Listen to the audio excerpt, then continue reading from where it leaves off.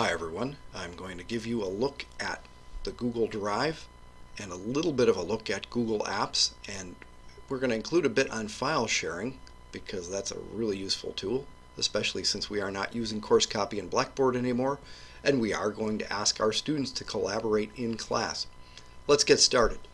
I've gone out to just the generic Google page. I'm not signed in even to my Gmail account right now. I'm going to click here to open that. You probably already sign into your Baker account frequently, so that account might show.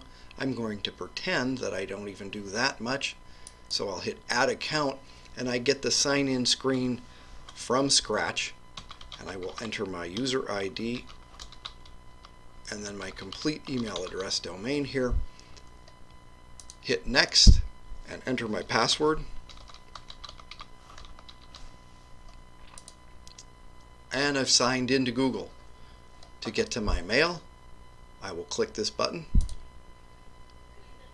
And then to get to my apps, I'll click to this button that looks like a set of decorations. So here I've opened all the apps I can get to. If I need to see one that's not showing, I can hit More. But right now we're going to go right to Drive. When I open this, I'm at my Google Drive, and you can see that I have plenty of folders built. I've already got lots of content out here.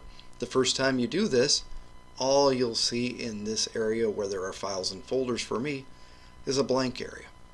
So I am going to create a new folder just to show you how to get started that way, and you'll see a blank area. Let's click New.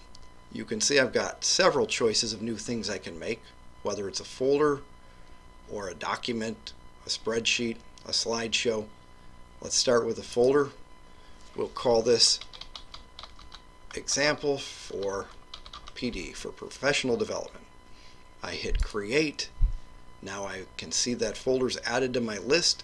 It's all selected because I'll probably want to go there next. So I double click. I'm now inside that folder. There's nothing here yet. We're going to create something. So just for another quick example, we'll hit New. We'll create a new Google Doc, which is a word processing type file. And let's just type some example text. This is a test. There we go. Let's change the name of our document from Untitled. We'll go File. Notice we don't have a Save link here or Save button because Google saves all the time for you, including when you close your document. Let's pick Rename, and we'll call this Example for PD. That's the name that'll be in the folder now.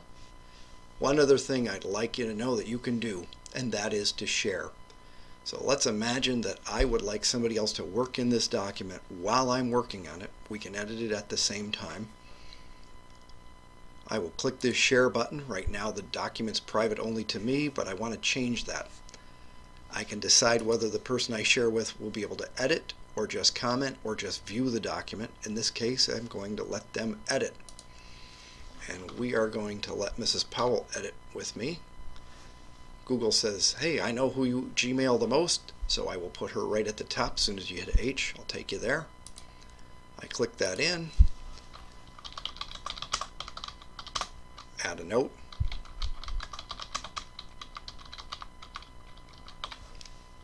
And we'll send it. And now she can get in and edit it. I'll be able to see her work and she'll be able to see mine at the same time if you'd like. I'm going to close this document up. We'll go back to our folder and look at it. So we just go to the top here and the little X in our tab will close it for us. Notice we still have a tab open for our folder which shows the file. Now I may want to share a whole folder full of documents, and I can do that just by sharing out the folder. And if I had a folder here in my list, I could right click and choose it just the way I would with this file. So I've chosen the file. If I wanted to share it, I could click this button and do the same thing you just saw me do. I can do that with a whole folder too. The reason you care is, of course, students can collaborate in class, But let's say you've put together a whole set of materials for a class and you would like other instructors with the same course to be able to access those materials. This is a great way to store materials, to share them back and forth, keep them updated, and not run into problems with the fact that we no longer use course copy in Blackboard. So I hope this has helped you, and you'll be able to play this over again and follow along until you get used to doing it. It's very handy. Enjoy.